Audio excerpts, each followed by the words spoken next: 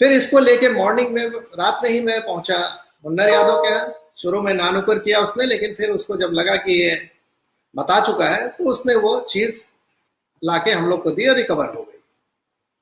अब ये बात जब मैंने अपने वरिष्ठ अधिकारियों को बताया तो लोग इतने खुश हो गए कि ये तो बहुत बड़ी रिकवरी हुई है शैलेंद्र, बहुत बड़ा काम किया तुमने। और तत्काल सब लोग ऊपर से लेकर नीचे तक मुझे शाबाशी देने लगे। और भोर में फिर गए हम लोग जहां रिकवर हुआ था, चौबेपुर थाना था वाराणसी जिला के अंतर्गत, वहां पर एफआईआर लिखी गई। एफआईआर जो शुरू में लिखी गई तो उसमें उन लोगों का लगता दबाव था, उसमें पोटा शब्द नहीं लिखा गया था, जबकि उस समय पोटा एग्जिस्ट करता था, उसकी धाराएं नहीं थी। क्योंकि हम लोग तो रिकवरी मेमो दाखिल करते हैं, मेरे नेतृत्व में मैं ही वादी था उसका था और मैंने उसको दाखिल किया था। उसके बाद एफआईआर लिखी जाती है, पोटा उन लोग अपना जो भी धाराएं हैं संबंधित वो लिखते हैं। तो जो एफआईआर उन्होंने दिखाई कि ये आपकी लिख गई एफआईआर, तो उसमें पोटा शब्द नहीं था। और शायद इन लोगों ने वो एफआईआर ऊपर भेज दी थी कि साहब इसकी कॉपी ओपी जो हुई और जैसे भी सूचना दे दी थी कि ये धाराएं लगी हैं। वो सिंपल आर्म्स एक्ट की धाराएं थी जो होता है किसी भी आर्म्स रिकवरी में।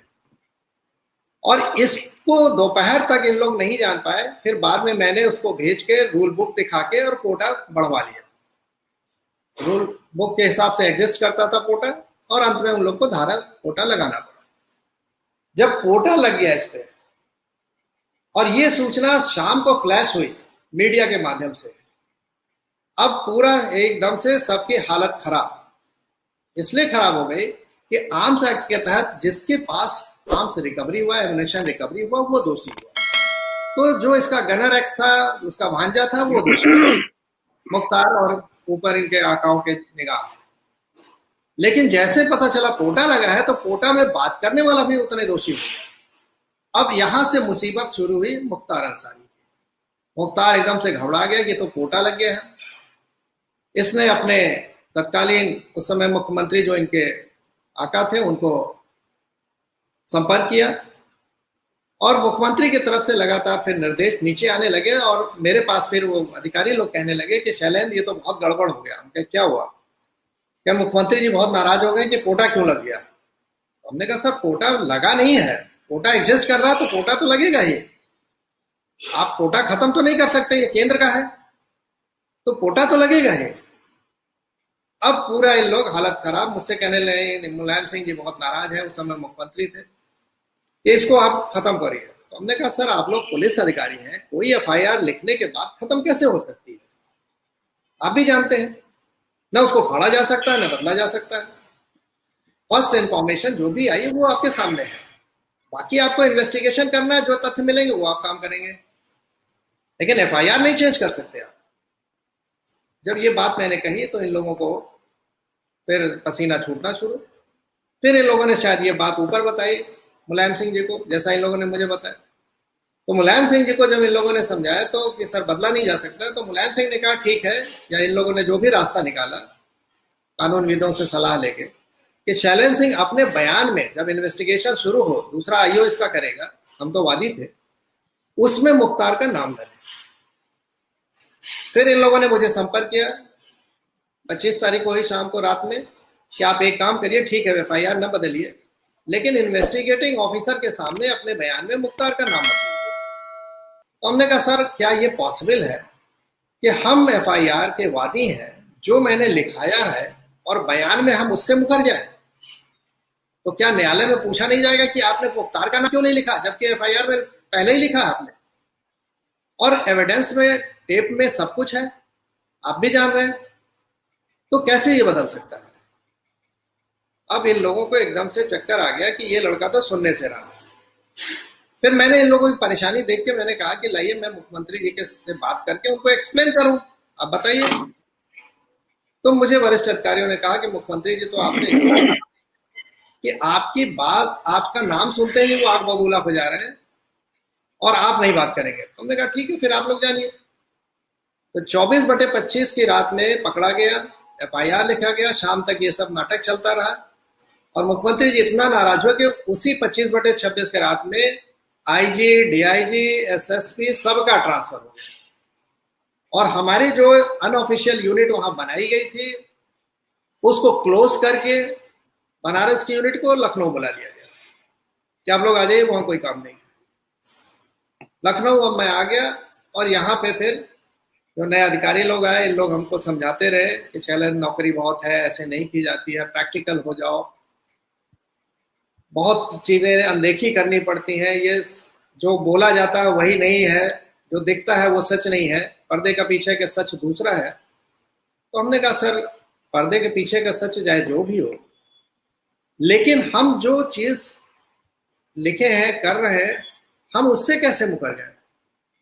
और जब इतना एविडेंस है माफिया के खिलाफ, तो उस एविडेंस को हम क्या करें? क्या हम मिटा देंगे जो शासन के परमिशन से सुना गया है? क्या हम क्या कर लेंगे? तो मेरे रहते तो ये नहीं संभव था, मैंने स्पष्ट कह दिया।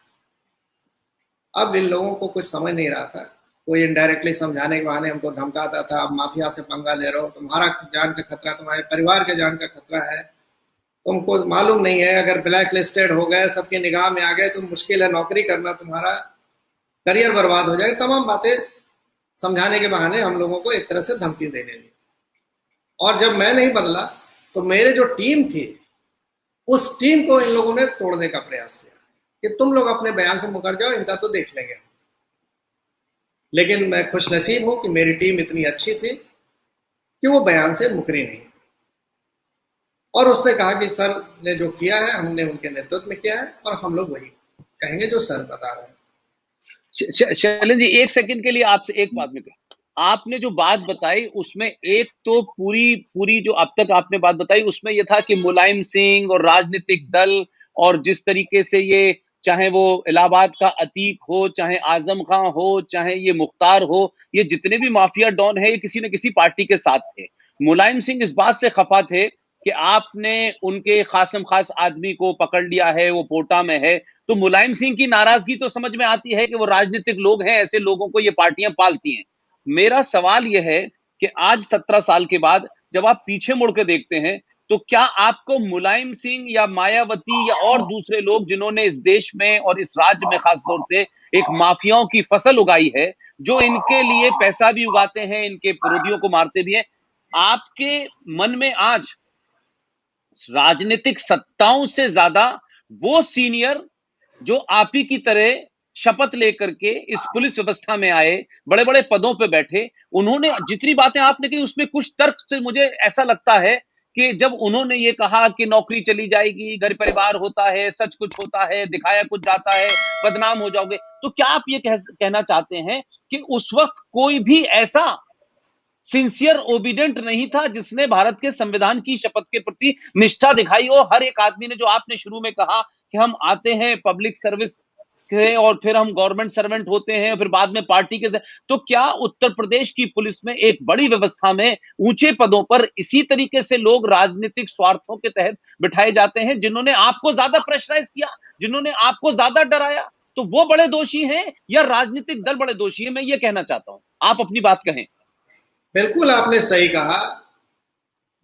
जो इस तरह की सरकारें चलती हैं शॉर्टकट के माध्यम से, यानी माफिया अपराधियों के सहयोग से, इन लोगों का एक ये मिशन क्या कह लीजिए या मोटिव होता है कि हम इस तरह से नजीर पेश करें कि कोई हिम्मत न करे, जैसे इन लोगों ने किया कि जिस दिन मैंने पकड़ा दूसरे दिन पूरे आईजी, डीआईजी, एसएसपी सबका ट्रांसफर कर दिया गया और एक मैसेज दिया गया कि अगर कोई बीच में बोला तो उसका हश्र बड़ा बुरा होगा। सब लोग ये सोचते हैं कि इतने लंबी नौकरी है और हम लोगों को किसी तरह काम करना है। लोकतंत्र का सबसे बड़ा दुर्भाग्य यह है कि हमारा करियर, यानी जो लोग चुन के आते हैं, ये सर्विस में सेलेक्ट होके आते हैं शपथ लेके, उनका करियर इनके हाथों में रहता है। तो ऐसी दशा में हर कोई चाहता है कि हम कम से कम सुरक्षित रहें, हमारा परिवार सुरक्षित रहे। बाद में वो सोचता है कि हमने कौन सी शपथ ली है, कितना दबाव होता है। आपके सामने बहुत से ऐसे उदाहरण हैं, बहुत से ऐसे अधिकारियों के हैं, ये तो मेरी चर्चा हो गई इसलिए है, ऐसे बहुत से लोग हैं जिनके परिवार को, जिनके तमाम करियर को चौपट कर दिया गया और कोई उनका साथ देने वाला नहीं है। सब ये सोचते हैं यार हमसे क्या मतलब, हम क्यों बीच में अपना हाथ जलाएं।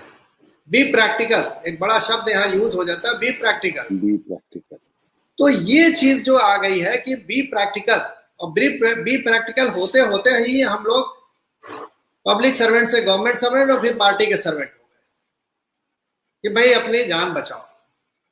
और जब एक सरकार इस तरह से तुल जाए कि हम किसी नियम कानून को नहीं मानते हैं, तो हिम्मत नहीं होती किसी के बोलने की। मैं एक उदाहरण देना चाहूंगा, जब मैंने ये पकड़ा तो दूसरे दिन, मतलब 24/25 की रात में पकड़ा, मॉर्निंग में 25 में भोर में FIR दर्ज हुई, और उस दिन विधानसभा चल रही थी उत्तर प्रदेश की और स्थगित हो गई हंगामे के कारण। विपक्षी पार्टियों ने बहुत इस पे हो हल्ला किया और विधानसभा स्थगित हो गई। मुलायम सिंह जी विधानसभा में नहीं थे, कहीं बाहर थे। लोगों ने विधानसभा स्थगित करा के कहा कि जब तक मुख्यमंत्री ने आएंगे नहीं, बयान नहीं देंगे, तब तक नहीं चलेगी।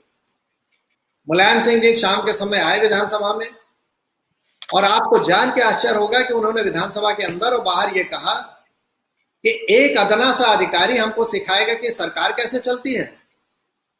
सरकार हम चलाते हैं, हम जनता से चुनकर आते हैं, सरकार हम लोग हैं, ये हमारे सर्वेंट हैं, ये हम जो कहेंगे उसको करना है।